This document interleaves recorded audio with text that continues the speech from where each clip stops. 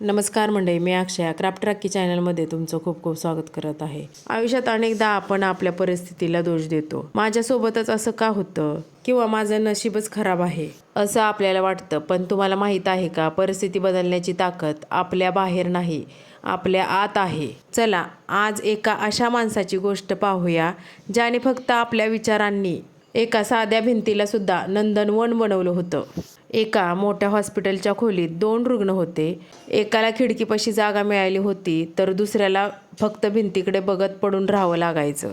खिडकीपाशी असलेला माणूस रोज बाहेर बघून आपल्या मित्राला वर्णन सांगायचा. अरे बाहेर बघ, किती सुंदर बाग आहे, लहान मुलं खेळतायत, तलावात बदकं पोहतायत आणि आकाश किती निळं दिसत आहे. ते ऐकून दुसरा रुग्ण खूप आनंदी व्हायचा. त्या वर्णनामुळे त्याला आपल्या आजाराचा विसर पडायचा. काही दिवसांनी खिडकीपाशी असलेला माणूस बरा होऊन घरी गेला.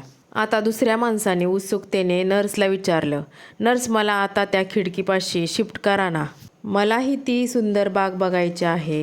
नर्सने त्याला तिथं नेलं. त्याने मोठ्या आशेने खिडकीबाहेर पाहिलं, पण तिथं बागेऐवजी फक्त एक जुनी काळी भिंत होती. त्याने आश्चर्याने नर्सला विचारलं, माझा मित्र तर म्हणायचा इथे बाग आहे, मुलं खेळतायत, इथे तर फक्त भिंत आहे. नर्स हसून म्हणाली, दादा, बाग बाहेर नव्हतीच, पण तुमच्या मित्राची मनस्थिती इतकी सकारात्मक होती की तुम्हाला दुःख होऊ नये म्हणून त्याने आपल्या कल्पनेने सुंदर परिस्थिती निर्माण केली होती. मित्रांनो, कधी विचार केलाय का की आपली दृष्टीच आपली सृष्टी कशी ठरवते?